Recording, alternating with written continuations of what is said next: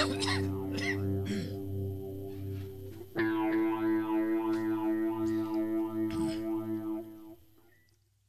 Don here. Okay, came back again. Starting back to work on Mom's operating system upgrade. Hopefully, we'll just be able to upgrade the Fedora 14 to Fedora 27, or maybe Debian 9. If 27 won't run, well on just a dual core AMD with 512 megabyte video card, I think. And I ran Fedora 27 and 26 on some of the other dual core laptops, and they just wouldn't, even with XFCE desktop. For me, if I can't, watch YouTube videos, then the system's no good. And that's kind of my gauge, and that's pretty much the most, resource intensive thing that I do on a daily basis. So that tells me, of course, she doesn't watch videos hardly at all, but still I want to, maybe it's just a kind of a bench test for me. If she gets on, shopping sites and they have a bunch of, no telling what might be on them, she gets on sites that I don't get on, it may, if YouTube will slow it down, other sites very likely will too, so that's my gauge. So anyway, that's what I'm going to do. I've already got Debian 9. I did that yesterday. I put it on a USB stick, and I'll just boot that system to them and try them out, And so I'm going to put Fedora 27 Mate, because that's my favorite desktop. Even though XFCE is lighter, I want to see if it can do it. Because it is the most powerful dual core we had of all of them we had. That video card it's a dedicated video card, makes a lot of difference. And then I'll put Debian. I'll copy live. Actually, the one I have on my USB stick is just for Debian is just an install, because it didn't look like the. I'm pretty sure the live version wouldn't fit on my sticks because they're only 2 gigabytes, and they have 1. It depends on what app you look in. They show 1.8 to 1.9 gigabytes usable space, and those ISO images for Debian were 1.9 gigabytes, both of them for the live versions. So the install-only version, the net install version, is pretty much the smallest one because it just goes and gets everything from the internet. So plus you get more choices when you're installing that way anyway. So this little deal I'm holding here is a USB adapter with a micro SD card in it, one that the size that fits in your phones. And I've got a system on here called Easy2Boot, and you can just copy an ISO to it to the right folders, and it'll boot to it. It's not good. It's really meant just to be live. It's very few distros will install from it. They'll let you try it, but it'll just give an error. Tried it. I forgot and tried it. But so anyway, I'm going to get the Fedora ready, and let's see, get over here and get on the desktop now. Get the Fedora ready. I forgot that my preview over there is still playing on the laptop. It's all right. I was going to say it's going to give it too much to do. It already seems like maybe it is. I'll go ahead and close the browser for a little while and give that machine a rest. That's a little 1.6 gigahertz single core laptop, but it has 2 gig of RAM in it, which is the most you can put in it. But it's got Debian 8, and it can play, it can do fine. But the most intensive thing on YouTube is the admin page, and especially your live stream. And if I let that play for a while, anything I got, it'll shut it. It'll slow it down to a crawl. Okay, so I forgot to go anywhere. So let's go to Fedora. We'll just start with, how do you get Fedora Linux and all that. I've already got what I wanted downloaded, but I thought I'd go through how you do it. This is the Fedora getfedora.org is their website. I guess Fedora wasn't available, like Fedora.org or whatever. Probably was taken by people who sell hats, since Fedora is a hat. I don't know, but that's the way it is. If you get there, their download links are right there at the front. The normal one with the Genome 3 desktop is the workstation. Then there's the server. I'm running Fedora 23 on this machine that I'm streaming with, and then I have a web server that I've had set up for several years now, and it's got Fedora 23 on it, and they both work great. The machine I'm using, the server, I mean, you can't surf the internet on the server. The server doesn't come with a GUI interface, but I put Mate on it. And I can open up the web browser and do some admin stuff to the server and stuff with it, but I wouldn't try to surf it, and certainly wouldn't watch videos on it. But it is a single core Celeron, IBM Celeron with 2 gig of RAM, and don't remember the video memory. It's not real. It's probably 64 megabytes or something like that of shared memory, and takes it out of the RAM. And anyway, it's great for a server. It's quiet, doesn't make a lot of heat. And then I have, let me see what else is on here. I was going to show you what I have. If you just click on that Get Workstation, then you're going to get Fedora, whatever, like right now it's 27 is their main newest release. You're going to get it on Genome 3, and that's really resource heavy, and I don't like the layout anyway. I like Genome 2, and Mate Desktop is the fork to carry on.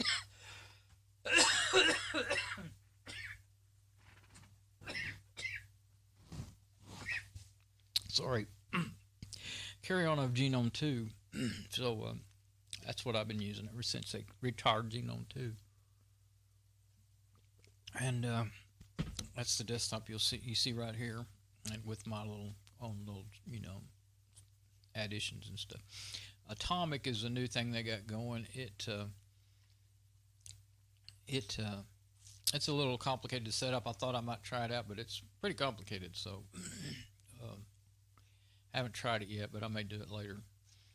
But it's got it says use Docker.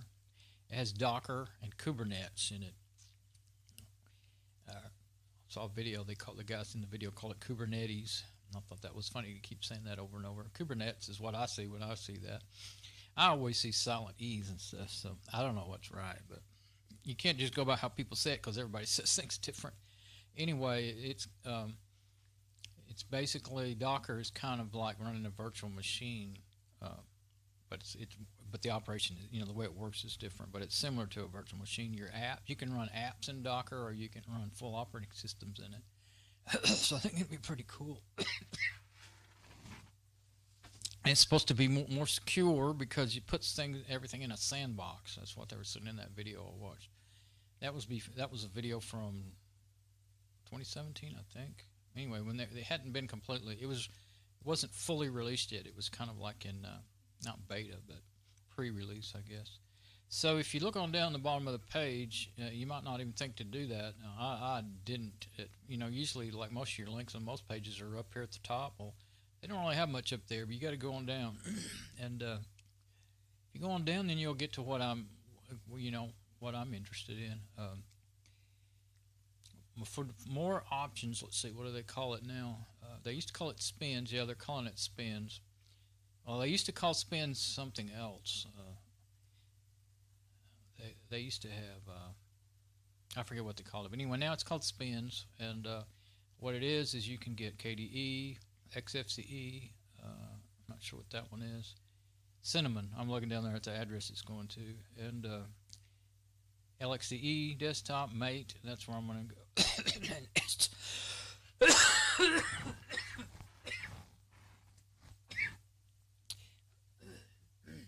Sorry. Should have known. The allergies always kill me. The drainage and everything always kills me right when I try to talk. Okay, so here's where you would go. That's where you click on that icon for the Mate desktop. Of course, there's a little screenshot of what it would look like. And of course, you can change the looks, pick your theme that you want and everything, and it tells you a little bit about it. And then you go click on that to download. It'll take you to this page, and then you can download most all the Linux distros, the best way to get them is with ISO images, .iso. That's an image you can burn straight to a CD or a DVD, and these are big enough that I think they'd have to go on a DVD. I don't think they'll fit on it. Well, it depends on which one you get, but yeah, 1.6 gigabytes. And this is the one for the 64-bit, and that's what I want. But if you needed 32-bit, then you'd have to look around. It's kind of funny when you go to different pages, you get more. Instead of it all like being, okay, this is everything for Mate, on one page, which is logical to me. You got to read through everything and find the link that takes you to the other options, And right here it has the ARM options for. They've got a version that'll run on Raspberry Pi, and then it'll.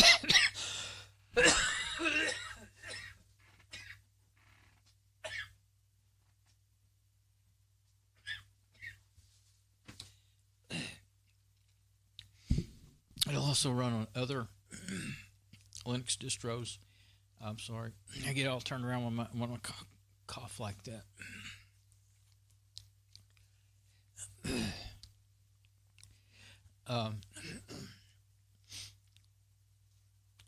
Well, there's other architectures, but there's other ARM devices that they'll run on. There's a list. It won't run on just any ARM device, but it'll run on quite a few. And of course, there's some support ways. I never use the chat or the email. I just read the documentation, and mostly I just do a Google search, and then if it takes me to the Fedora documentation page, I read that. And if it takes me somewhere else, I read that. Now here's something about spin sponsors download. Okay, let's go here. Fedora's, there's alternative downloads there. We're going to go to both of them then, see what the deal is. Okay, well, I did I always hold down. That's how I usually open links. I hold down Control and click on it, and then it opens up in another page. I don't need to download it again. I've already got it, so I'm going to close this page. Now, alternative downloads and spins. Now, this is all the spins. I'll go through that. This is a quick way to see that you can click on the picture there to go to each one. See, that's where they should have taken me to start with. Well, they probably would have if I'd clicked on the right link, but I clicked straight on Mate. But and if you want to check them out, find out more about them, pick out which one you want. There's LXDE. It is lighter weight, but the desktop it's pretty good. It's a lot better than it used to be. It used to be really limited, and it still has some differences and things that don't come with it that make things, some GUI things that make things work easily they're in Mate that aren't in LXDE. So I find myself getting a bit frustrated when I'm in it. I set it up to look like Mate, so I forget that I'm not in Mate. But I want it that way, so I'm not going to change the way I do that. But then here's the alternative downloads. Okay, there's network installers, BitTorrent downloads. Those are actually pretty fast if you have a BitTorrent app. Like we can do this on Windows or Linux. I'm on Linux, but transmission is the one that I like. And you can just, if you click on one of these, I have its mindset to. Either if it doesn't do it automatically, then just tell it to open up in transmission. Or you can download the file and then open it up, and then I have my system set to automatically open transmission. Other architectures, cloud-based images, and everything, experts only, and testing images, nightly builds. And of course, I want something that's ready to use on my system all day, every day, or my mom's. That's what I'm doing right now. So I don't try out any of that stuff. Fedora, they always say it's cutting edge, and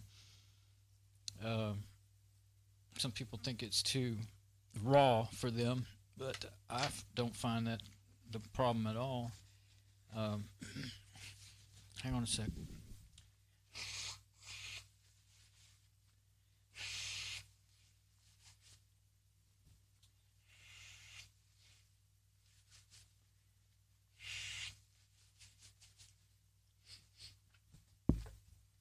I just always download I do tend to kind of wait a little while. I don't just plan it all out, but that's the way it usually works out. I usually wait at least 3 to 6 months after a new one's been released before I ever install it. Of course, I'm running Fedora 23 right now, and I still haven't put 20. I was going to put 26 on it, and then I got off sidetracked into other things, and now 27 is out. So I take my time. I mean, once you get a system all built up with all the apps you want, it's just kind of hard to get around to doing it again, you know, to starting over. And actually, I haven't tried it, but since around 23 or 24, maybe, I think it's 24, there's supposed to be like a I think they call it semi-rolling distro, where it would, they used to always say with Fedora, don't try to, you can upgrade them, but we recommend you reinstall because you'll have a lot of things that are buggy or broke. And I tried it out, and they were telling the truth. So, with the I haven't tried it with. I guess that's probably because I'm on 23, and I think 24 is when they started the rolling they call a rolling distro. But still, me personally, I install so many apps. I've probably got 3,500 apps on here, and I don't ever use them all. But I always love trying out, you know, new stuff, and it's always great to have it there already when you need it, you know. When you end up needing something. So, and it takes for months, and I've had it take me easily 6 months to get a system up to where I want it. You know, one thing at a time, or one group at a time. And so,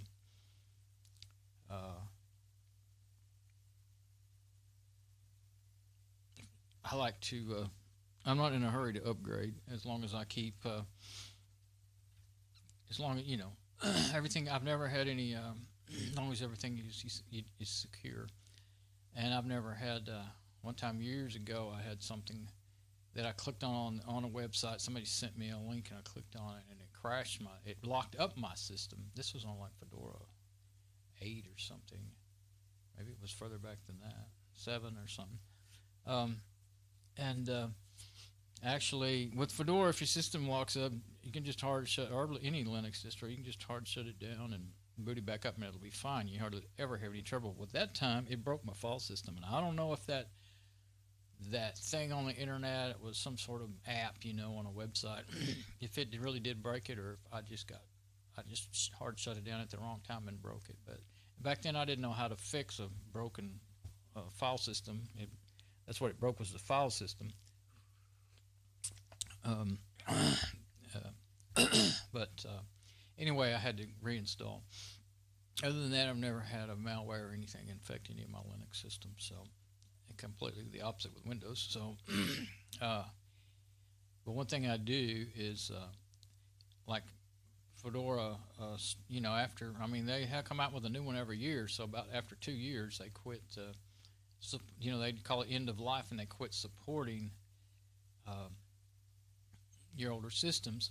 But in order to keep my the two main things you got to worry about is, you know, is your email and I do use Thunderbird for my email, and I use Firefox for my web browser. And in order to keep my Firefox auto updating, I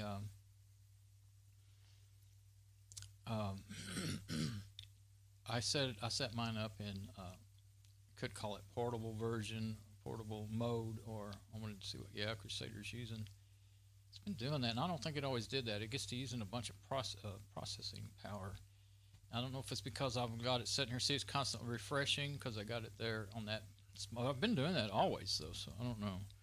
But I guess I'll close it and give it a rest. But I want to show Firefox. See that folder right there, Firefox? That I just downloaded Firefox from the site and unzipped it to that folder.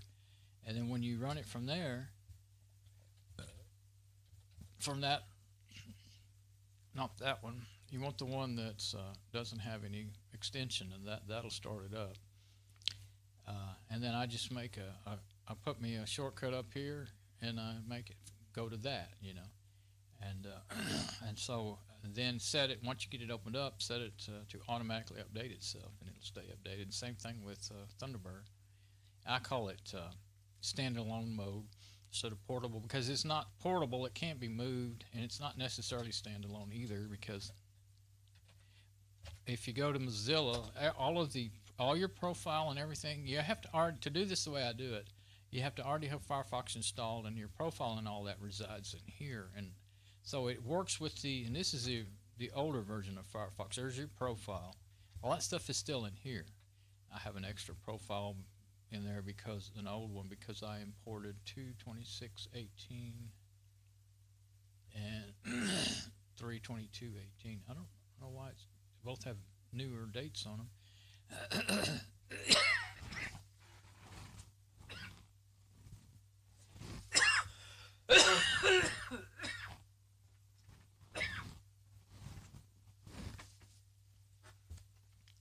Anyway, let's see. I'm wondering if that's a full profile or what it is. I haven't looked in here in a while. Okay, now let's go in this one. They look pretty much the same. There's some, looks like there's more in this one. The browser extensions add stuff and all that. So anyway, that's how I do that. And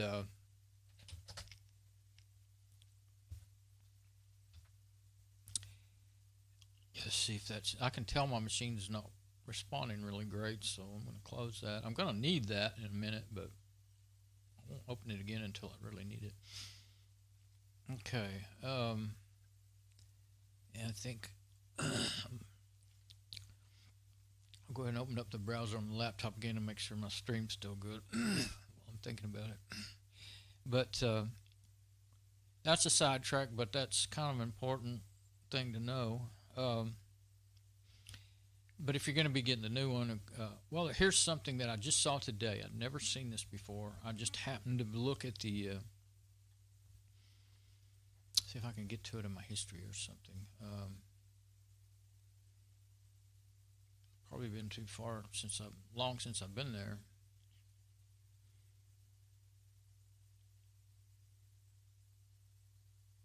Maybe that'll take me to, yeah, it was this right here. It's the, what's that? startfedoraproject.org, and it's a little news page, you know. And it was, I just happened to see this critical Firefox vulnerability fixed in 5901. That's what I have, so it's already fixed. But yeah, if I were to open up Firefox from over here, the older version, it would be whatever. It'd be behind a bit. Well, it'd be way behind on Fedora 23 because it's not getting updated. But I saw this. Basically, read through this, and it gives you a command to run. And I'm going to leave the sudo out because I always use su instead. And I'll just do that. See if it'll work. I don't know if it'll work on Fedora 23. Well, I guess we can find out. I don't want to break anything, but I don't think it would.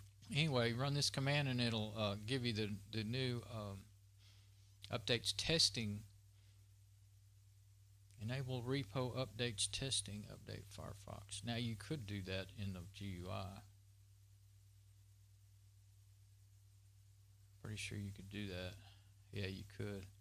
So if you enable the updates testing, it says it'll give you the newest version of Firefox before, as soon as they get it in their testing area, you know, before it comes out for full release, and that probably speed it up a bit. I usually don't use testing updates unless something's broken and I want it to get fixed sooner, something like that.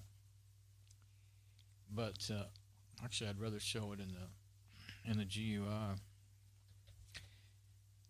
Now, I forgot to check my stream. In this machine, I still can use the Yum extender, but you're going to have to use Yum extender DNF and anything newer than Fedora 23.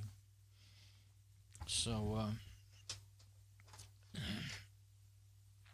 I'm going to have to. I changed my password recently, and I can't remember it still.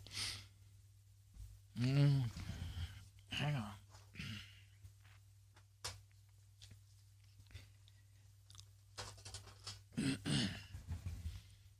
Trying to do all this at once here.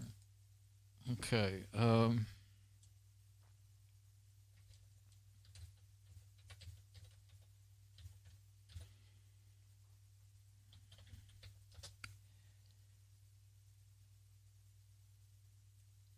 right.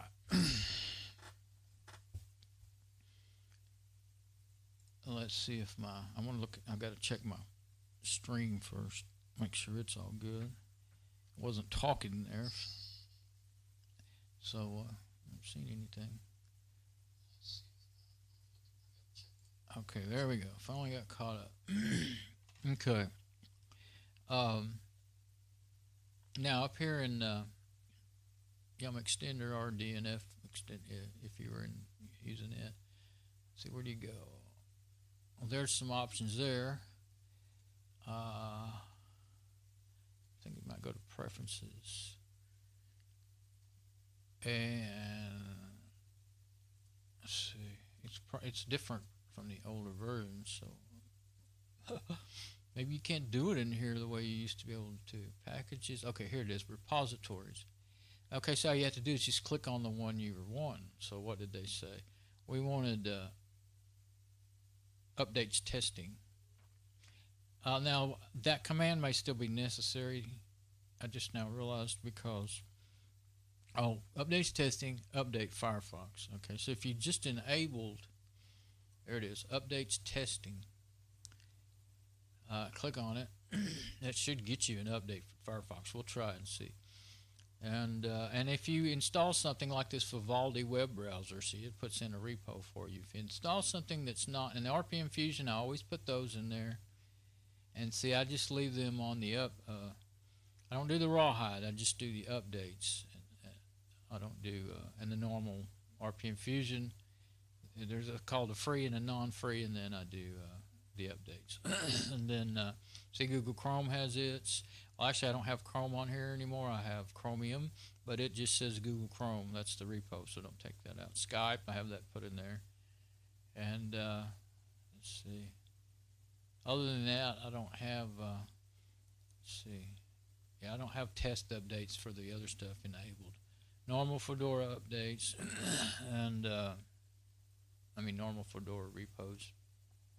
I have an Adobe because I actually installed the regular Adobe. The proprietary Adobe app, viewer, reader. So, there we go. Now, go back over here.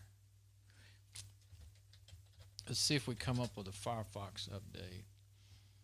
I'll just search for Firefox and I can see whether or not there's going to be an update for it. I could have done it a different way, like just clicking on updates. But, and I have mine, this system set to automatic update, so I don't want to run any updates right now, though, because that would overwhelm my system with me making a video and everything. But, yeah, that's the slow way to do it. Makes it search through everything, but it's not going to hurt anything. But, we won't sit here. Let's see. I think I'll go ahead and open up a terminal and get ready to do this. Here's what I would do. I would do SU and then do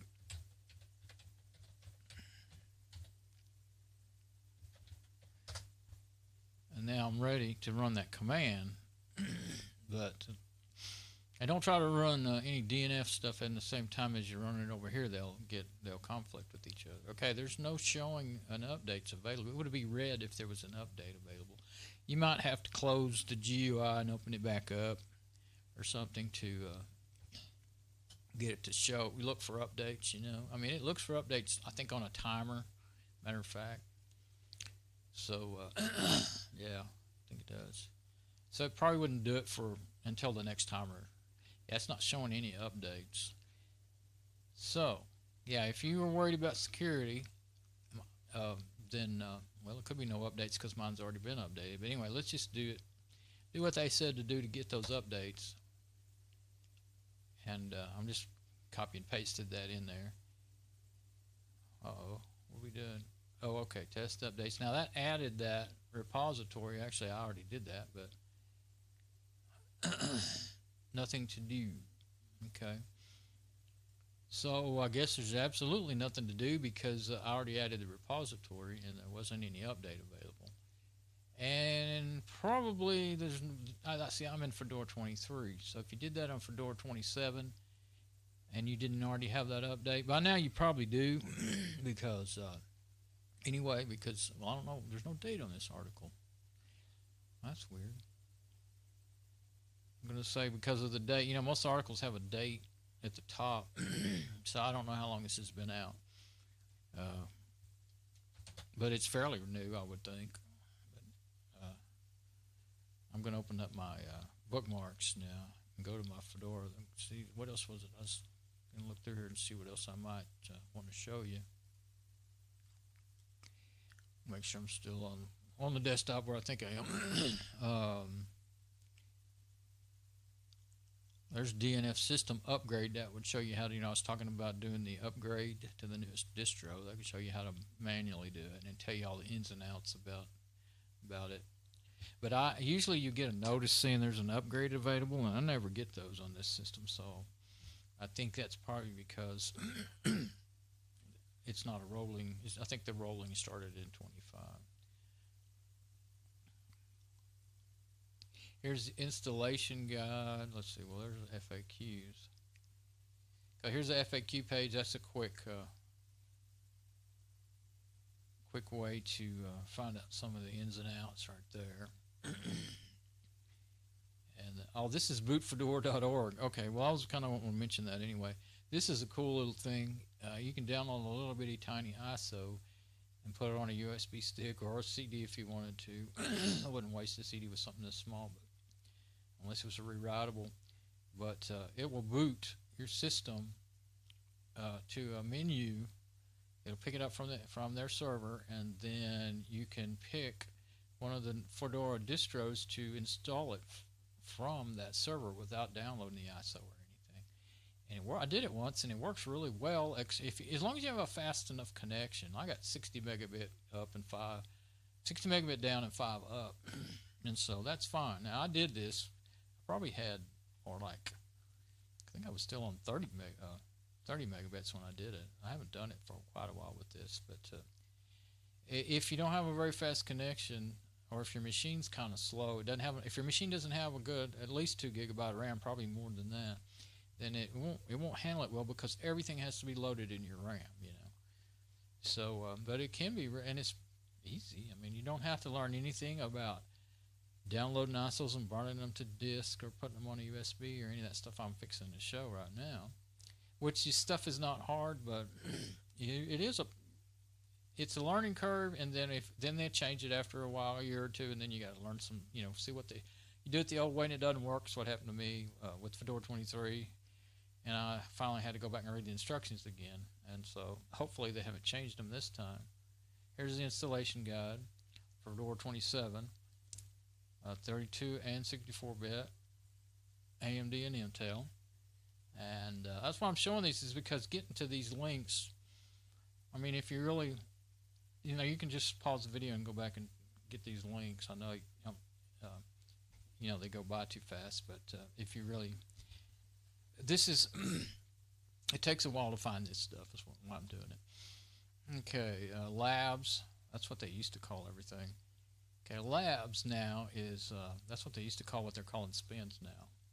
Astronomy, Design Suite, Jam, Games, Python Classroom, Robotics Suite, Security Lab. That's what they've got, and that's another. They used to call these spins, so they switched it around. But anyway, that's available, and that's pretty cool because, for instance, Jam is audio, mostly audio, some video, but I guess it's audio and video. But I'll click on it. It has, here's the list of the. But some of the kind of highlighted some of the apps that are on there. But Adore is a DAW, DAW, a multi-channel editing suite, which is actually pretty easy to use. Some of them are pretty big learning curve, and you have to get where's Jack? Is it on here? Jack is the audio server that most of these use, and you got to get Jack up and running. But Adore, you just open it up and it starts Jack for you. You don't have to do it yourself. Hydrogen Drum Machine, digital. Oh, there's another digital audio workstation. I've never heard of that one. I don't know what that is. Synthesizer, music score for writing music, guitar effects. Another one, guitar effects. Oh, that's for tablature. This is a guitar effects. Super Looper for making audio loops. Audio plugins for musicians on multi-track software. Oh, that's just plugins. I've always seen that and I never paid enough attention to it to find out what it was. I usually just use Audacity. It's going to be on there. And I usually just use Audacity because I'm usually not trying to do multi-track, more than 2 tracks work, just stereo. And but I have done it. I did it with other people on other systems, but I learned all my audio stuff in the analog days, starting in I actually started learning when I was a kid in the 60s with reel-to-reel cassette tapes, but I started learning to mix sound for bands and stuff in the 80s, and I mixed sound for bands throughout the 90s. So anyway, so I'm more of an analog guy, really, but trying to see. Already showed the Mate desktop. Spins, of course, is where I was a minute ago. And see, these are really just basically different desktops. So that's what spins are now. Used to call, like I said, they used to call all those other ones spins, and they used to call, I don't know. I don't remember how it was. I know they changed it up and had me all turned around. I couldn't find anything for a while. They used to really have a big deal. Spins were not official releases of Fedora, but they would go ahead and put them on their website and say, this guy's cool and he made this for you. But now spins are just different desktops on the official Fedora releases. So that's what I'm saying. It meant a lot to them. They wrote it. I had used to have long explanations about it. So anyway,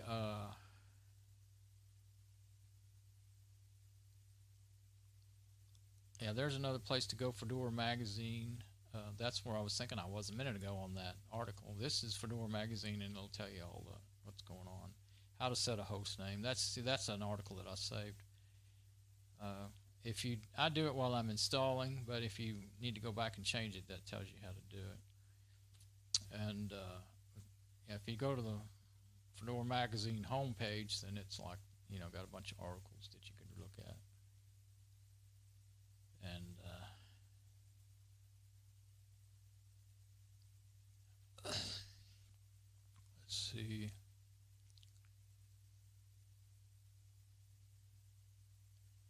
There's a real good thing.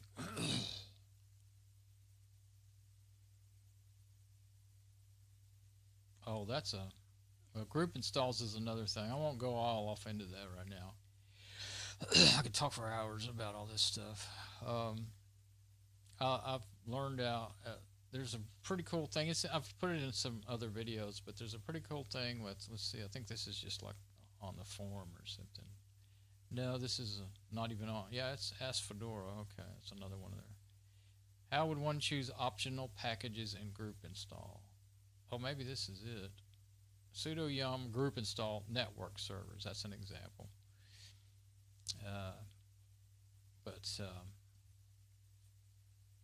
You can do a command that will list all of the groups that are available, and then you can. I may end up making me a script from that, and I can install any groups that I want without having to. It saves me a world of time. I don't know if it was this video or the one before. I was talking about how long it was this one where it takes so long to get my system set up. Well, with those scripts that I made, I can do it in a couple hours. Get my system back up to. I can use the group installs, and then I also run a command that writes to a text file all of the apps I have installed on my present system. But jumping from 23 to 20, I've already done it on Fedora 26. Jumping from 23 to 26, 27, you're going to miss quite a few because they're no longer available, or the actual versions are a little different and it just won't work, and so you'll miss some, but it doesn't really break anything. I need to go back. I think might be a way, if I can make my script drop off all of the version numbers and only give the package name, then maybe I'll do better. But the other problem with that is, if without the version numbers, some apps won't actually install at all either. And here's one, installation guide. And the funny thing about that is, that installation guide, it takes you to 25. Okay, this page, it goes through all the versions from 7 up till 26. It doesn't even have 27 in there yet. They haven't updated it yet. And notice that this one has more stuff. Sometimes like say burning ISO images, that's the only place that's available is all the way back to Fedora 20. This is sort of like a wiki, but it's not a, it's Doc's old Fedora is what it is. Okay, so I guess that's why 27 is not in there. But that would be the, you want to follow the installation guide for the one you're on, for sure. I don't know why that keeps opening up. Let's see what happens.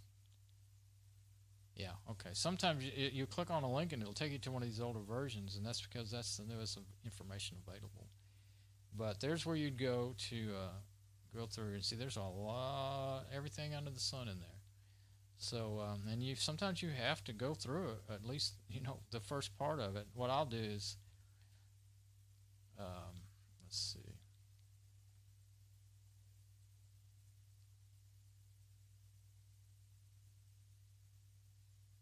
Yeah, see, I mean, this is a true documentation. Upgrade or install, for instance. I was talking about that a minute ago. If you already have Fedora installed, you want to upgrade your installation to the current version, there's two ways to do it. Automatic upgrade using DNF System Upgrade, the preferred way. Use a system upgrade, okay, and then let's see. For information on performing an automatic upgrade, see the wiki here, okay. And manual reinstallation. You can upgrade the latest Fedora manually instead of relying on DNF Upgrade. This involves booting installer. Basically, that's what I'm going to be doing because I'm jumping from, well, my mom's system is Fedora 14 to 27, so I couldn't really do a. Okay, that's already in my links, but there's the automatic one. So, but I couldn't do this; it wouldn't work. So that's why I'm doing a new install. And then if you want to go to the next page, you click next. That's one thing. It's kind of, I mean, it makes things cleaner. But one thing I like to do is if you're on a long page, I'll just use my Control F and then search for something, and find every instance of a word, on the page until I find what I'm really looking for instead of trying to read everything. So.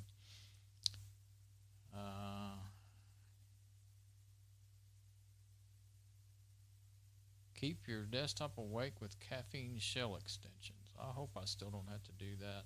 One thing I can't stand, and I never get it to work, this is for the Genome desktop, and I'm running Mate, so it wouldn't work. It's Genome 3. But my system will go to sleep every 10 or 20 minutes no matter what I'm doing. If I'm watching a video, it'll go to sleep, and I can't make it quit. And I never had that problem before until I got on 23. But let's see.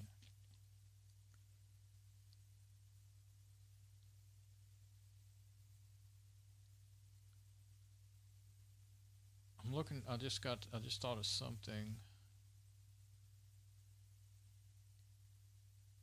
Oh, well, yeah. Here's one of the most important things. One thing is I don't see it right here, but you have to kind of run a command and edit a config file to get your system to update automatically now. I kind of don't really recommend it anymore because sometimes it breaks things, and that would be a real pain, but I've been fine with it. Of course, I am only up to Fedora 23. Only problem I ever used to have is when I used to run proprietary video drivers, and that would sometimes, the kernel would be newer than the proprietary video driver, and it would break the GUI, and I'd have to fix it, and that was a pain. But after I never play games anyway, and I don't really need 3D, so, and some of the newer drivers will run 3D anyway, but they have finally got some open source 3D drivers, but depending on your video card or chip or whatever, if you have onboard video. But right here, I wanted to go into this before I burn my, I've already done this, but I'll show it. After you download your ISO, and of course, I didn't actually download one. I guess I should kind of go back, take a step back and show that, because it's not going to be much value to anybody if you don't have a clue of how to download an image. So let's see. Let's get on this. Let's see if I can look in the history here.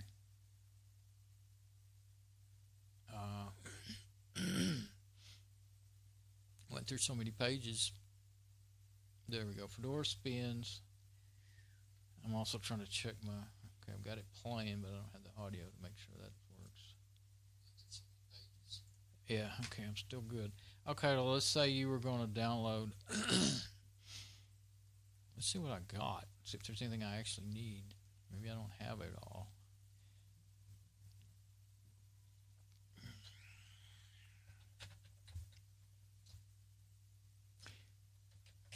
Typed the wrong thing there. Let's see.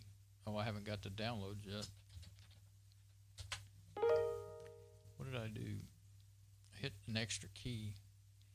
No, I do not want to delete. That's the one thing about doing things. I don't really ever hit that key, but my fingernail somehow hit the delete key. Yeah, that's my backup drive. So no, I don't want to delete all of my downloads in my backup drive. At least it asks, huh? At least it's polite about it. I always have a double or triple check on here. Don't let anything happen with one click. Or one keyboard. It's a keyboard stroke, not a click.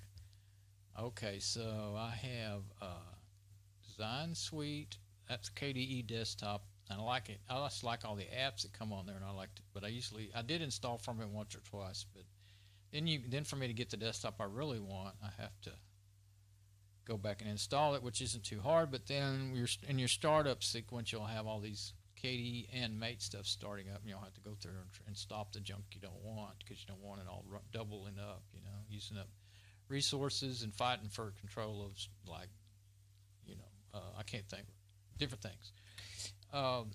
For instance, 2 screensavers both trying to run at the same time or something like that. But server, games, that's the ones I have downloaded. Yeah, Live Security, Jam.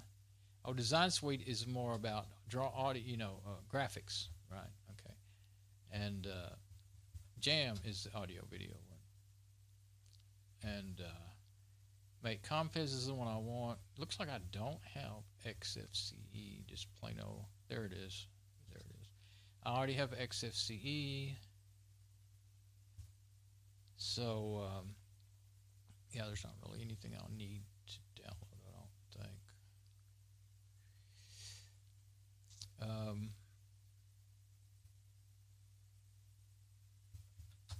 There, Make Compiz is the one I'm going to use. It's already doing it again. I do not know why it started that. I don't think it's been doing that to me at all. Doesn't seem to matter. I thought maybe because I had this folder open, it was refreshing all the time. It might be causing it. I don't know what it is. Earlier today, after I had rebooted, it wasn't doing it. It seems like it does start doing it when I have that folder open, but once it gets started, it won't quit. So I'm going to close it so I won't mess up my overwork my processors. Let's see. I don't have to actually download anything, but I'm going to look at the labs. I don't think I actually want any of them. There's Astronomy, Design Suite, Jam Games, Python, Classroom. That would be interesting. I've never had that before. Python's I took one of those Google online courses on Python, and well, I tried to take 2 or 3 courses at once, and I couldn't keep up, and so I ended up keeping up. I'm not good at that kind of thing, but I'll tell you what, that is the one to learn. It's a very popular programming language, and it really is a good one. They recommend that's what you start with if you've never learned any programming before. But so let's go there and see what's in it. Okay, so we'll just say I wanted that. I've never seen it before, and maybe I'll download it. We'll see. 1.5 gigabyte. Getting and running a Docker image. Python comes with... Oh, that's all about Docker.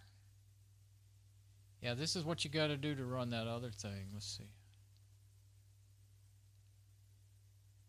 Live image with genome that can be downloaded on top of this page. Okay, a Docker image and a Vagrant box for headless environments. Learn more. Oh, okay. Getting the runner Docker image. Now that would be a lot of work. Vagrant I've never messed with. This is the one I would do, so let's just... Okay, so you click on it, it starts the download. Now your system may say open with. Well, you don't want to open it with KWrite. That's a text editor.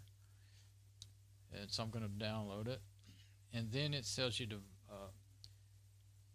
you want to validate it. So I'm getting the 64-bit, the normal one. And see, I always just go ahead and save this file. That's your signatures and all that. And just save it like that. I probably should have. Okay, it's already got it in there for me. Fedora Labs does have. I always take the dots out because they confuse your file manager. So I'm just going to take that out. On the domain, I noticed, and that of course already downloaded, but that'll take a minute. Okay, so I can close that page, and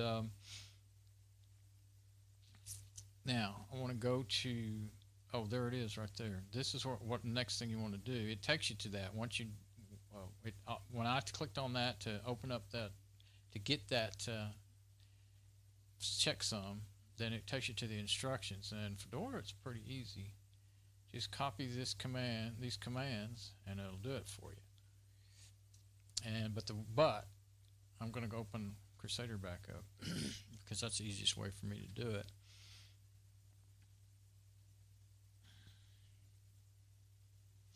Get out of that folder, maybe that'll help. I don't know.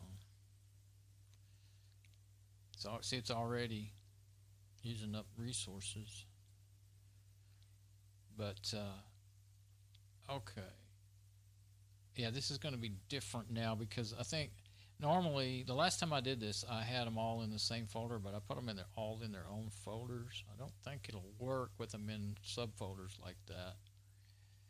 But you need your, and actually where I would really need to be is, since it's, well, the one I wanted to check was this one anyway. Oh yeah, the one I'm fixing to use, not the one I'm downloading, because it's not even done downloading yet.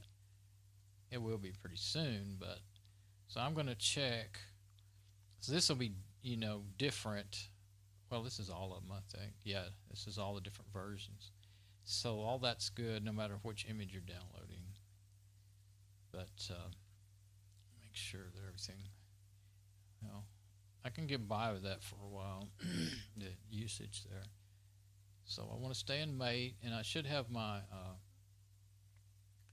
yeah, I have, see, I didn't change that dot. I don't think that will hurt anything. It might. I'm not going to do anything to that file. It could cause me a problem. I just now thought of that. I'll compare. But see, the extension is all messed up because of that dot in the middle of there. That's what I was talking about.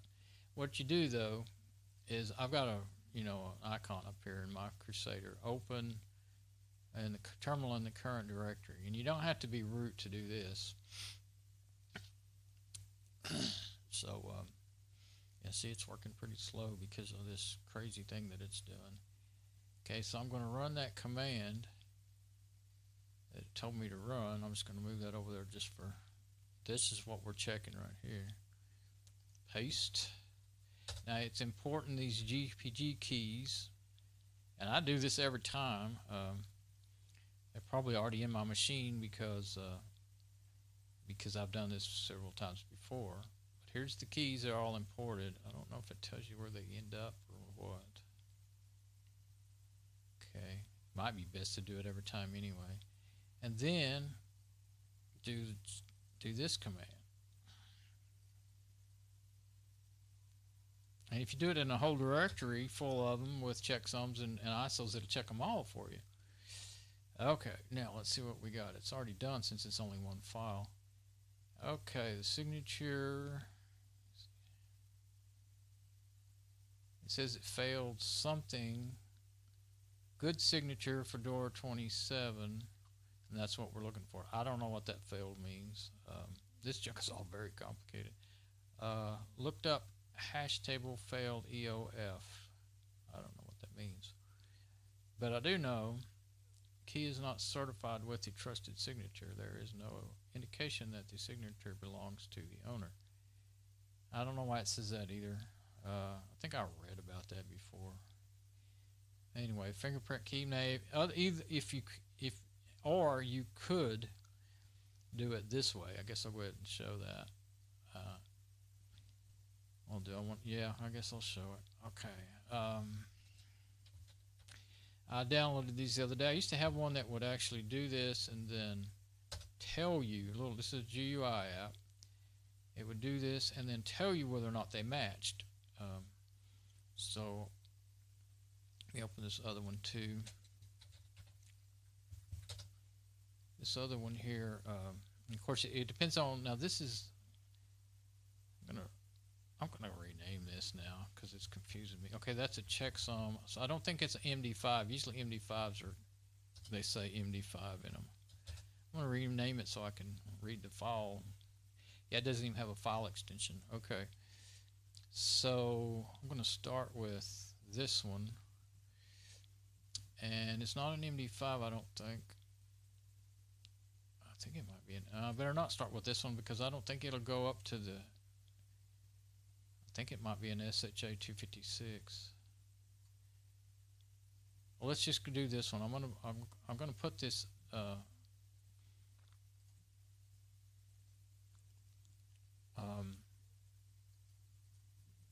Put the ISO file in there, and it'll read it and find its sums.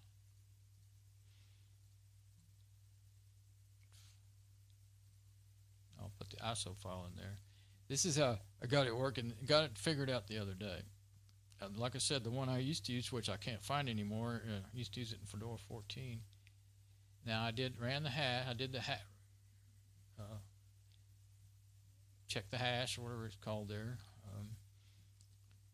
and it will, I mean, this is all not necessary on top of using the Fedora commands.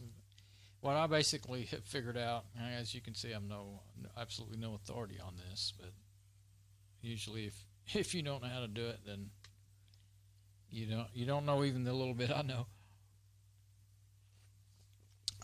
It says my ISO was okay in the terminal a minute ago. And some of those other errors, I'm pretty sure there's nothing to.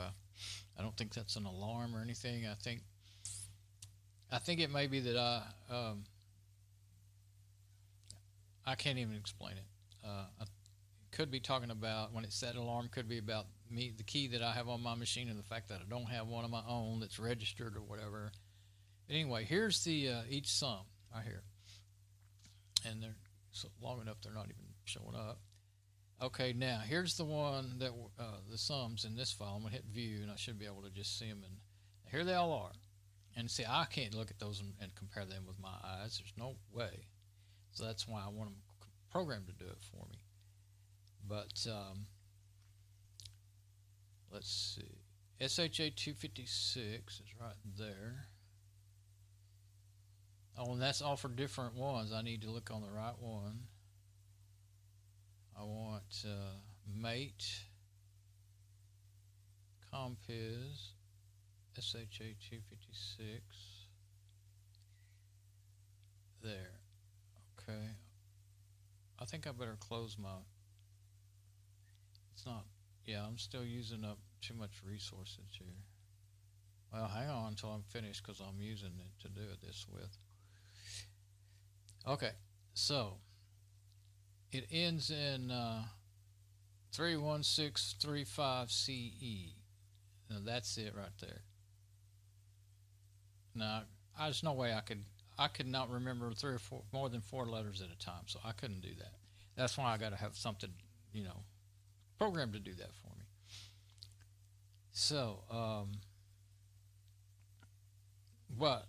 now this right here, I didn't try that the other day.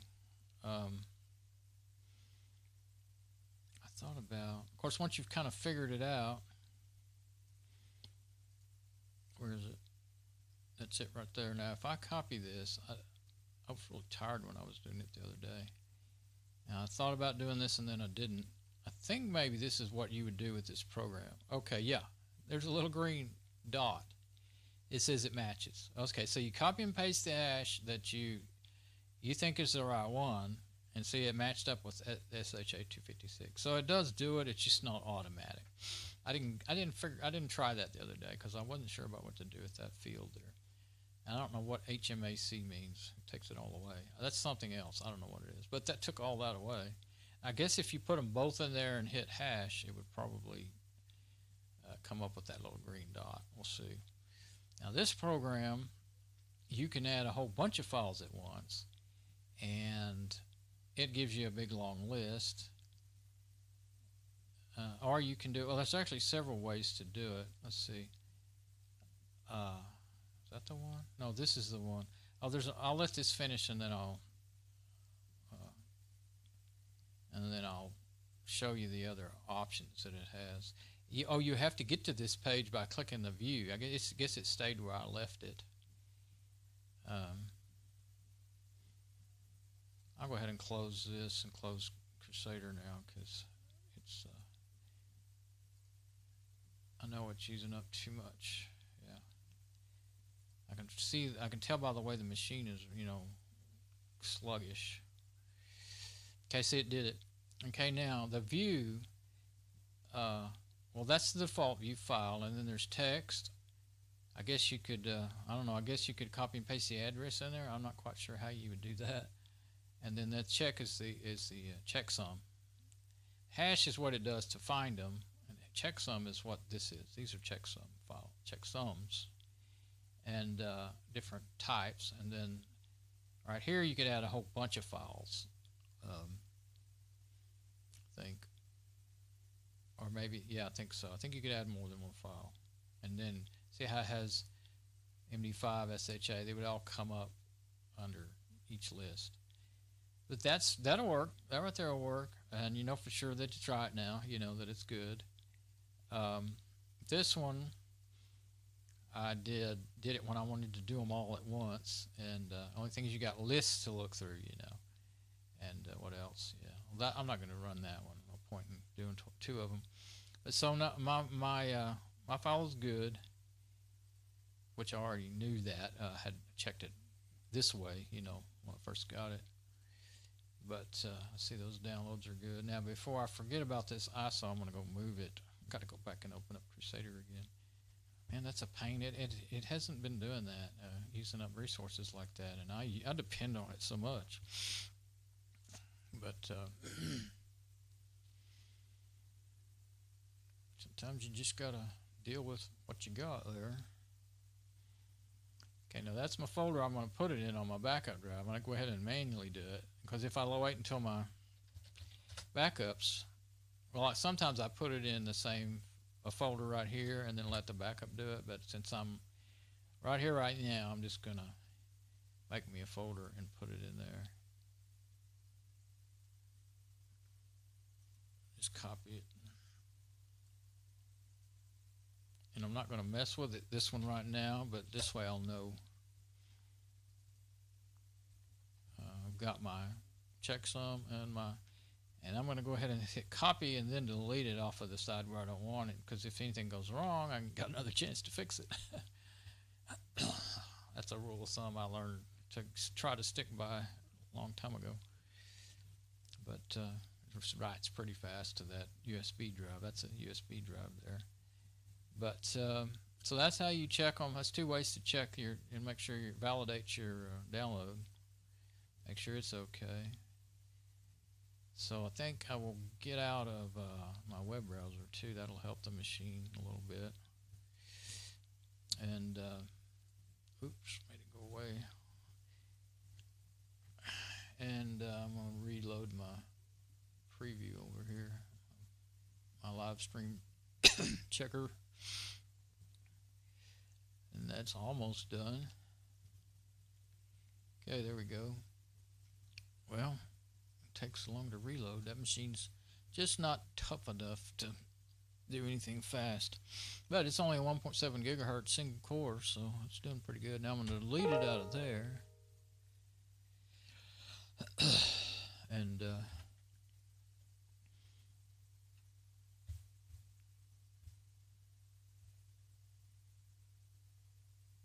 There's mate right there. Okay. Now, still doing it, so I'm going to close Crusader again. Okay. I think my page is loaded up on my check here. Make sure that's all working good. Now, let me get over here and I'm going to open up. Now, I want to burn this to a USB stick. Now, the first thing I want to do is put the stick that I'm going to use in there. And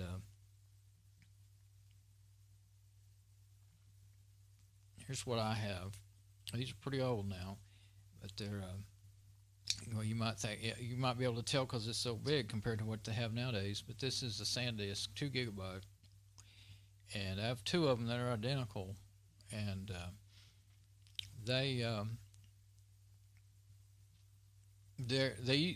adequate, but you know, some of these ISOs now are bigger than 2 GB, so I can't always use them. But let me put this in the machine.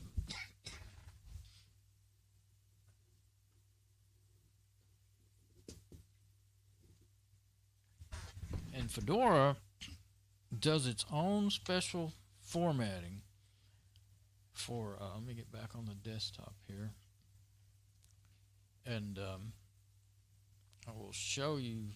Yeah, that's the first thing I want to do. Now, I have a USB backup drive, and of course you all have a hard drive. I always use the disks, the Fedora Disks app to, okay, that popped up there because of that USB.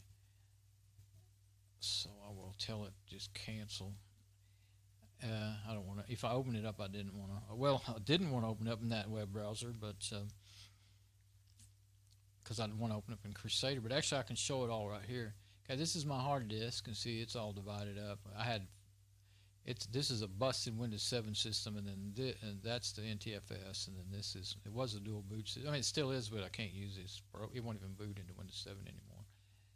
But I'm just going to reformat the whole thing and I need the space. So that's the boot partition for Fedora 23, and then this is the extended partition for where my system is actually. And what you want to pay attention to is these addresses. See, dev SDA4, that's dev SDA3. Dev is the folder that it shows up in on your operating system. But you're at the actual place is SDA3, SDA4. That is the partition label. And well, this is actually the label. It's the address. The label is what's written up here. And the SDA5. Now, this is LVM. Fedora always uses LVM, so you have. They're really the same partition, but the LVM kind of rides inside of the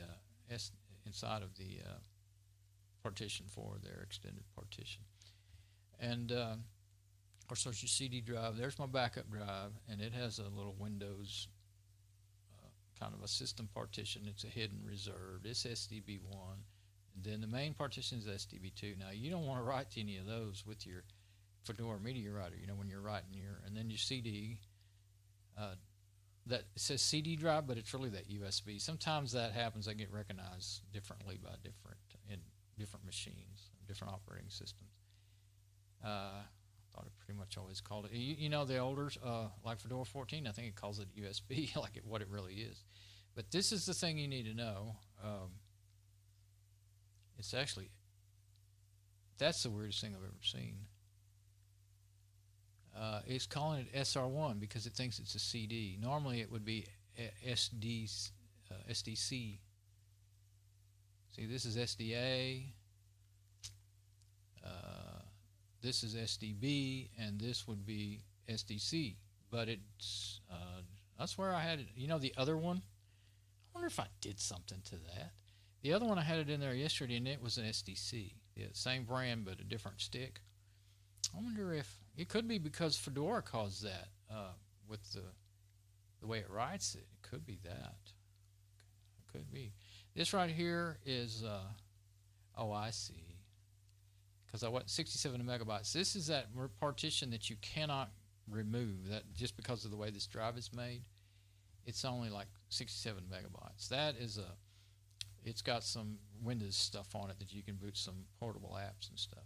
This is it, SDC. Okay, I'm just crazy. See, SDC, dev SDC. This is the one you want to write to. Now, I already have Fedora 26 XSE on it. And see, it makes all these other partitions. This is for installing within. It's live and also to install. So it makes all these on here. And, you know, it didn't used to do it this way. It used to do it like the other distros do. I mean, I'm talking about stuff out in the wind there, but it used to do it differently. And you can't use UNetbootin is what I used to use. You can use it for Debian. I did that yesterday. Oh, I forgot. I got to type the.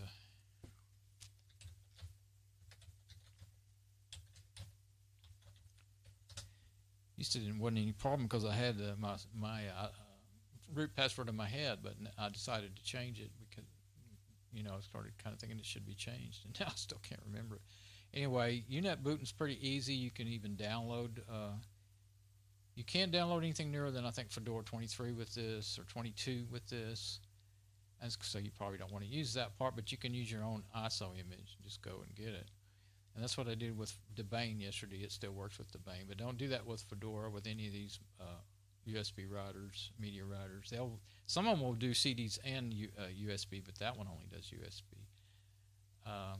There's a lot of them for Windows. Oddly, a lot more for burning Linux on Windows than there is for burning Linux on Linux, but in a GUI way. And if you see all those instructions telling you to do it in the GUI, don't bother with that unless you just love doing that. It's crazy. I mean, doing it in the command line, I'm sorry. Do it in the GUI, that's so much easier. But do make sure you're writing to the right place. If you've never done it before, make sure you don't ruin anything. And these others, these are my actual partitions of my drive. And see, they have their names. That's the root partition. This is the swap partition. This is the home partition where all your files and most of your half of your program. Some of your program files are in home, but most of them are really over here on the root partition. And root partition is not the same as your root user folder. I got to open up Crusader again to show anything like that. But it is a kind of takes a little figuring it out because they use the same names for different things basically. That's your home directory right there. See, that has my downloads, my music, and all these dot folders, dot so-and-so, dot this and that. That's some, you know, program files. Now, if I click to that, that is the absolute root. / is the absolute root of the whole file system. But if you go to root, instead of foot, go to root. That's the root. I can't get in there because I don't have root permissions. I could open it up. I could click on that and then put in my root password, and I could get in there. But that would be my root. It'd be the same thing as... It'd be the same thing, but for root user instead of Don. There's not much in there because, of course, I don't install any apps in there or anything. And then, but the actual root of the file system is this right here. The root user is another, and then there's a root to any directory. You know, that would be the root of that directory. And then if you go in a folder, now you're in a subfolder. So that's kind of the basic rundown of how that terminology is used. And I guess that's as much as I need to go into on that. But let me go back over here and I'll see. Go to home. Before I get out of there, guess I'll just check on that. See, I used to like to leave that open so I can see that my backup, this is my backup video file, make sure it's all working good. Since I know that's going to be using up resources, I'll get out of there. Okay, so you want me, in this case, you see, if you're on a Linux system already, you can use exactly the tools I'm showing you this to do this. Now, you want to make sure you know which one, and plug in your USB that you're going to write to first, or it won't show up when you open up Fedora Media Writer. There it is right there, Fedora Media Writer. That's what you want to use to write your image to to the USB stick. Now you can just click on here and you can do Fedora Workstation, Fedora Server, Custom Image. That's what I'm going to do. And actually there's some more down there. Go ahead and make it big enough to see it. You can do all the others. But on this system, I would be getting, the newest thing I would get, I believe, is Fedora 23.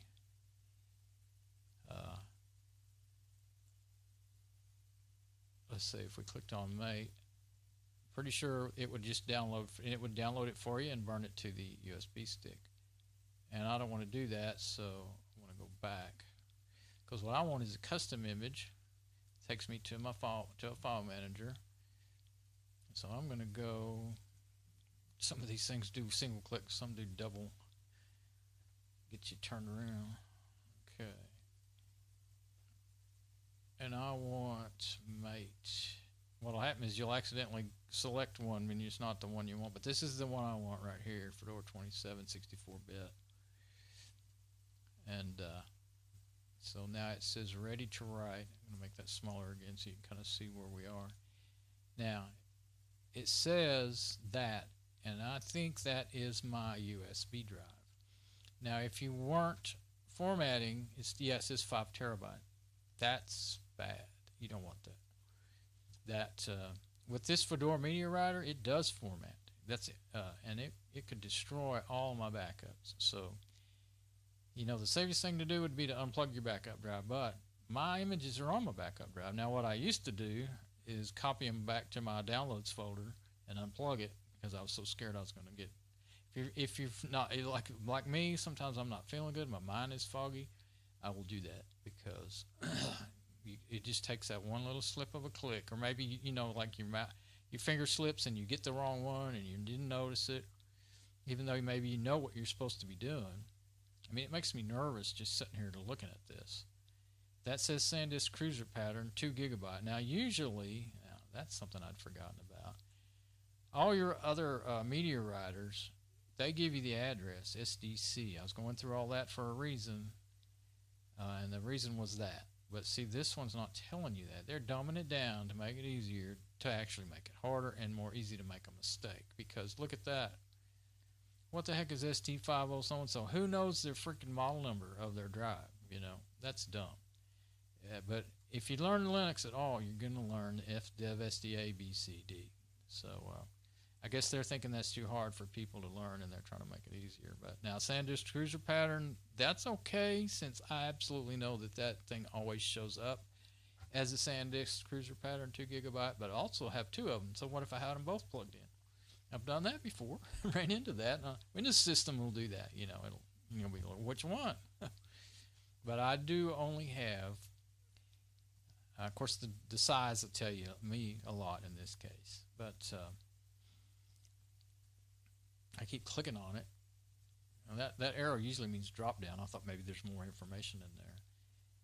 So I'm on the SanDisk Cruiser pattern, and I'm getting my ISO from my, but yeah, you do not, especially with this, like if you're doing,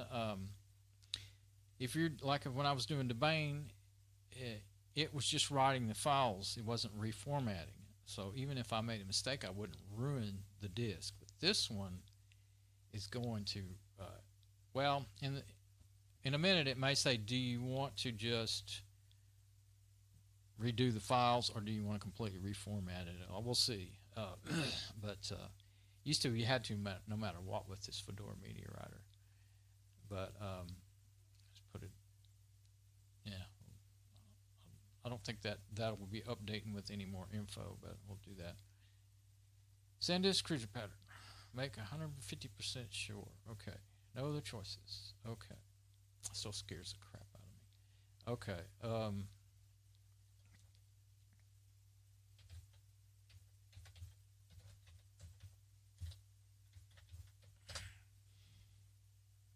Okay, looks like it's just going to start writing without saying anything. I guess it's just going to click and reformat. You know what? I think the newer versions, they look at the drive, and if they see that you've already had Fedora on there before, they say, well, do you want to basically reformat it? They use some other word even. They don't say what it's really doing. They say something that's supposed to make it easier to understand, I guess. And you can say, no, I just want to I don't want to go through all the time to reformat it. I just want to, put these new files on it, and it will do it that way, and it's quicker. But it actually threw me for a loop trying to figure out what the heck they were talking about since they changed. But I believe that's in the newer versions of Fedora, because I have, used newer versions to write me a USB stick a couple of times. So I've actually got, what have I put it on? I don't know. I don't know what I was doing, but anyway. I've messed around with it. I don't know that I actually have it installed on the machine yet. Oh yeah, I have Fedora 26 installed on the ASRock. That's why. And I must have done it from there. But so there it goes. And this really is seriously easier than doing it in the command line. I mean, actually, on good thing for Fedora, they tell you how to do this on the website. They don't say, well, go to the command line and do this and this and that and the other, and then you got to read for 3 miles to find the GUI way to do it. On a lot of these Linux websites, I don't know, I guess it makes them feel smart or something to do everything in the command line. But that's the only way they'll tell you, and maybe buried somewhere on another page, it'll tell you a GUI way, And they'll always say, when you go and ask advice, you can go to a forum. The people will, I guess they still do it. I haven't even been looking lately, but they'll say, don't be afraid of the command line, do this. Well, who's afraid of it? Just don't have time to muck around in it, Nothing about being afraid. It's just about doing what's quicker and easier and more efficient. Granted, there's some things you can, if you're really whiz at typing, you don't make mistakes, and you can remember all those commands, and yeah, you might be faster, but that's not the majority of us. There's a reason Bill Gates is one of the richest men in the world. That's because he went with the GUI instead of staying with the old IBM system. So, wake up, programmers. You could be rich as those guys. Well, of course not with open source, but you could at least you want everybody to adopt it, then make it easy to adopt. Don't tell everybody they need to learn half of everything you know. Most people don't want to. So there's my soapbox. So, yeah, most people that I've tried to talk to, try to say, maybe you want to try this operating system called Linux. And they're like, what? And then maybe some of them have heard of it, and they're like, oh, I don't want to get into all that. Or most of them haven't heard of it at all. But it's so wonderful. All this open source software that's free to use, and freedom to do what you want with your own computer. And for the most part, you don't have people tracking you unless you use Ubuntu, which I don't use for that reason. And it doesn't work the way I want things to work. But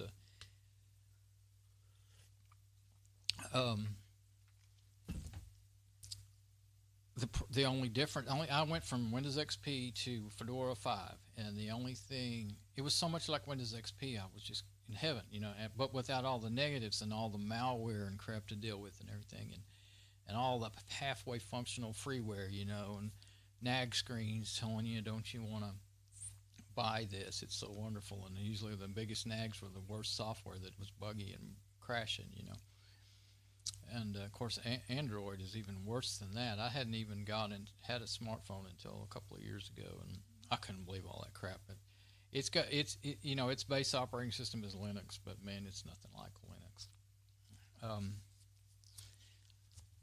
So it's good. It's really cool what phones can do. I mean, they can do so much. I'm using these. That's my cameras I'm using right now, but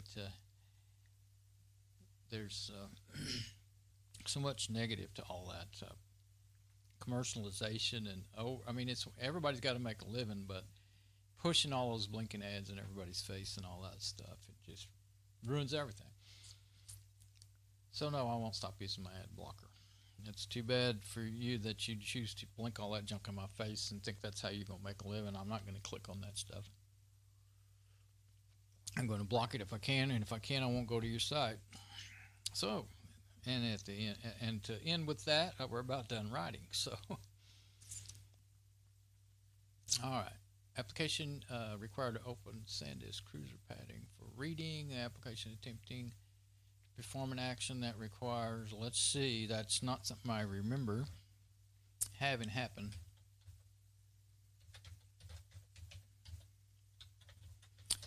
at the end of a write. But let's see. Oh, it's checking data. That's different. I don't know. Maybe it happened and I forgot. Usually it just gets done and then. But it's checking the written data, which is good to make sure you don't have a bad burn. It's not really a burn, but we learned to say burn because we burn CDs and DVDs, but this is just a write to a USB stick or USB flash drive if we want to be more accurate. At least that's not taking too long. But yeah, see, if you made a mistake and you put this and you had selected the wrong drive, all this whole time you would just have been erasing your other drive and you wouldn't know it unless you caught it in the middle of it. I mean, it'd be too late. Once it starts erasing it, it's too late. Reformatting it. Finished. Now, a lot of some of the other ones, UNet booting says reboot. Well, you don't want to reboot unless that's the machine you want to boot it on. So just here you just say close. Okay, so yeah, see, there's nothing. You inserted this cruiser pattern that. Oh, okay. This is something I missed. You inserted the Sandra's cruiser pattern that already contains a live system. Do you want to restore it to factory settings? Oh, that's where that thing I kept trying to say. Now, I hope. Well, it didn't give me an error. If you did that, then it might have speeded up a bit. Of course, I'm not going to do it now. I'm just going to hit to do nothing. Yeah, I missed that. Okay, so I'm all too busy ranting and raving about stuff I like and don't like. But it should have. I think it worked anyway. I think it just went ahead and reformatted the whole thing, which isn't necessarily bad. If you've, I think I've put several different Fedora systems on that thing, so it's not necessarily bad to go ahead and reformat it and clean it up. But so I'm gonna go over here and look at it. Oh, it says Anaconda is the name it gave it. Now, well, there's more than one. Okay, that's 18.6 megabytes on it. Yeah, you can see it. So there's the. Looks like that might be the boot partition. Anaconda is the installer. I know that. And there's another one. See, there's another one that's even smaller. VFAT. That's FAT32. So you see, it's got. Oh, there's the boot right there. So see, that's the boot files. Yeah, grub and all this stuff. Okay. And the U3 is that little window. See, it's got a little Windows portable apps and stuff on it. That's the launcher, and then there's portable apps in that zip file. That nothing to do with Linux. That's that SanDisk stick. Now, 1.6 gigabyte. That's what size it is now. Even though it's really a 1.9, it made a 1.6 gigabyte partition because that's what it actually needed. That's what size the Fedora image is. The boot, you know, the actual image for Fedora 27 here. So there's the EFI boot, Mac boot. I guess it will install on Mac now, I guess, unless they're just using that name. I don't see another image, IMG file, .img image. Pixie boot would be over the network if you wanted to do that.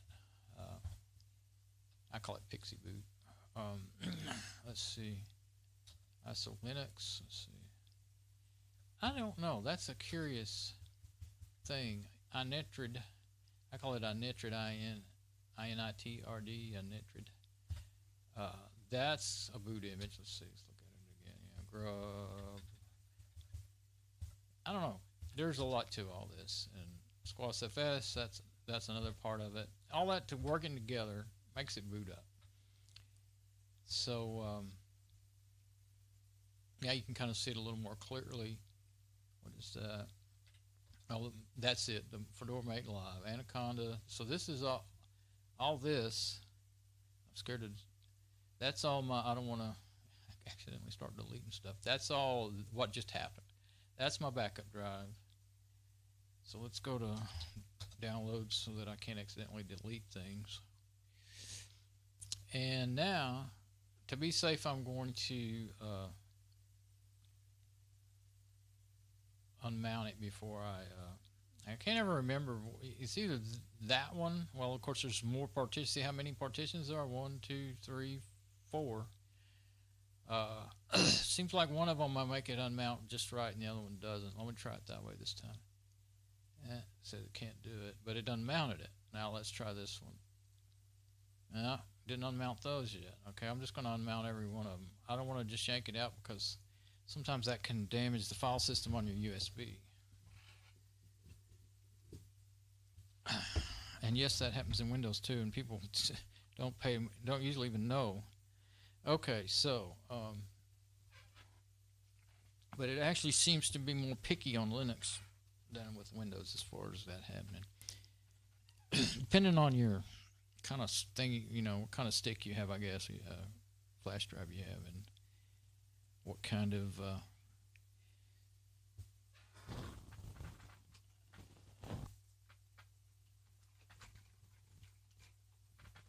sorry, I didn't say what I was doing, just went off.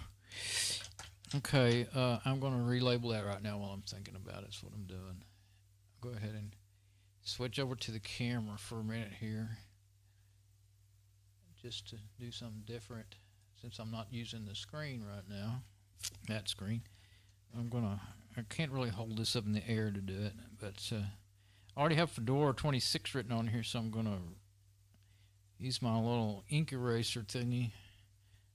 This was my mama's, my grandmother on my dad's side would call them Mama and Papa on my dad's side. This thing is probably way older than I am. Look how much use I still got in it. She was a school teacher, and she had all kinds of cool you know, it says 64-bit on one side, so that's good. She had all kinds of cool school supplies. Let's see. Fedora 27. My black. Dadgummit. My black marker is empty, basically. I need another one. These are perfect for writing. These are the only ones I can read what I wrote unless I'm writing on a big old cardboard box or something. They're real pointy. There we go. It's so light it looks like it's been on there forever and been half rubbed off. But that one was already in black, so I wanted to keep the same color scheme. All right, let me see if I can get this plugged into the machine over here. Oh, I'm not done yet. Before I do that, so now I have my Fedora 27, and I have my Debian installer, but I don't have a live ready to go. So I want to get my micro SD card that's in the USB adapter. That's pretty cool. That just came. I didn't know that existed. It came with my Strontium SD cards, and it's actually a different brand, Wintec, that's in there, but and it's got tape on it to keep from falling out because those are smaller, just enough to fall out of this. But this Strontium brand stay in there just fine. But I got the regular adapters to go into, you know, like regular size SD slots with them all, but this Strontium brand came with USB, and that's really been helpful. Strangely enough, I had two of them, and one of them quit working. It just I thought there was something wrong with the SD card. Turned out it was the adapter. It doesn't work with the Strontium card either.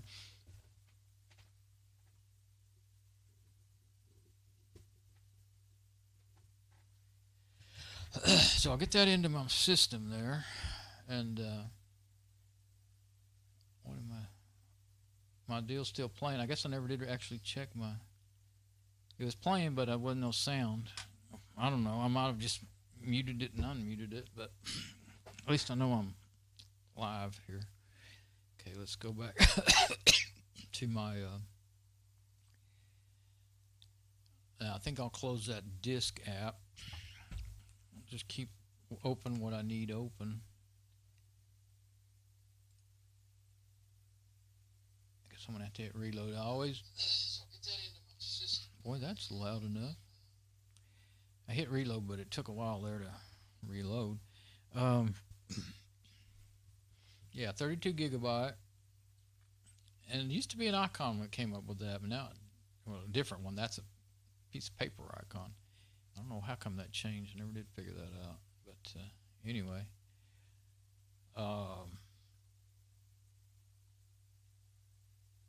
guess I will be opening up Crusader again, and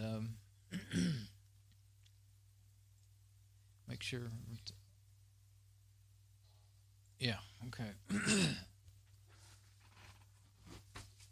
Now, I will show you on my, let's see, which way do I want to do this? I don't think it really matters.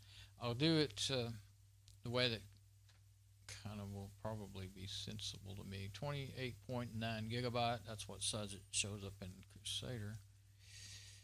Now, let's see, is it ISO? This is my Easy2Boot, E2B, that's what it says for the icon there. Setup that I got from my website, Easy2Boot website, and you can put this is a multi-boot system, and you can just, once you get it set up, you can just copy this. You got to put them in the right folder. See, there's Win and antivirus and all these different things, and like Windows, those are Windows install. See, I have some Windows install ISOs in there, and you can install Windows from it. Linux, most of them won't, the installers don't work, but the live works really good, so it's good for checking things out. So how much space do I have? I don't have a lot left. I put it up to the max there, and I'm going to just delete the ones I don't need anymore. So let's put this in alphabetical order. There's that bootfedora.org I was talking about. You can boot it and install from it if you want to. So I don't need domain 8 or 7 because I'm going to domain 9. See, I'm on that stick, right? Yeah, I'm going to delete it from the wrong place. I don't need Fedora46 anymore. Let's see, what else would I need or not need? All these other ones. Now, there is a thing you, I don't think I'll have to do it. Well, I might. After you put, it kind of depends on the image, but you have to run a little application that's on here, and it has to be done in Windows because this thing is actually built in Windows. It makes files contiguous, and some things won't boot if you don't do that. And as a matter of fact, that bottom one there, this is an image, one that I made. That's an IMG, not an ISO. Why is it an IMG? That's probably why it won't work. Well, I don't know. I'm going to delete it. It won't boot. It just looks like the matrix code when you try to boot it. So I'll just get rid of it. I just wanted to see if it would work. It was a multi-boot setup that I made on a different. I don't know. Maybe I tried naming it IMG to see if it would work. Sometimes that's actually will make a big difference. You can rename the extension and make some things work. You have to read all the instructions. But all these other ones, I believe they all work. Part of Magic, I use that a lot. Domain testing, that's domain 9 testing before it came out, so I don't need that. Yeah, okay, now all those are should work.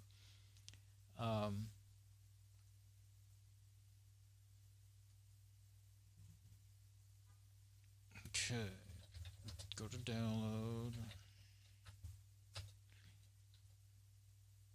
Oh, I want domain actually. I know I can boot from the Fedora that I have. I mean, I may want to do that, but I'm trying not to, spend forever doing this right now. I mean, copying images. XFCE, let's see. Wait. I thought I had, oh yeah, that's the installers. I don't need the installers on here. I'm not even sure they would work.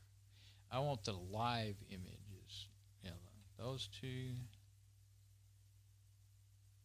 Let's see what else. I think that's the only. Oh, that's a checksum for those.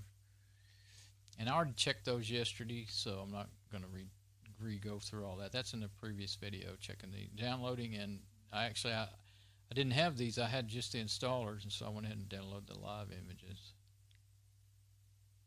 Yeah. Okay. So that's all I have in domain.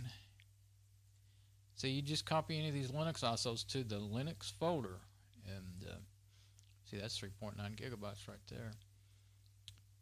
And let's see, do I want to go ahead and do a Fedora right now? I may not, because of course, the time involved and the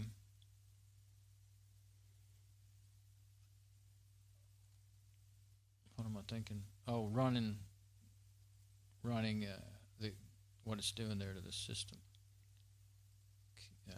resources. Well, I may go ahead though and copy these. I need a break, so maybe I'll copy these, let it be copying while I'm taking a break, and then I'll come back with a new stream. This might be the best idea. Design Suite Games. I think I'll just start them one at a time. Doesn't matter if you do them all together or one at a time. With Crusader here. Make compiz. Just make sure you get the ISO. And I want FCE. Since they're in separate folders, it actually makes it a little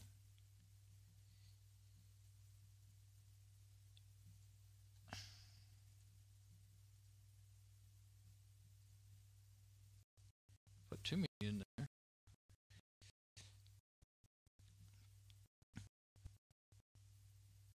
But I did want, thought I had, okay, what is it I'm copying?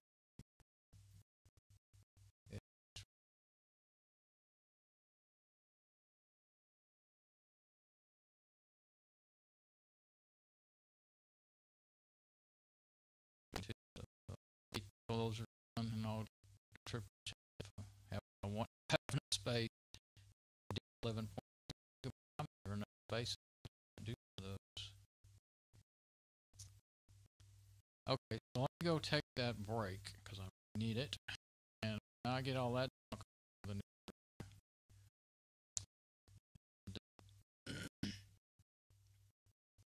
and we'll go back to actually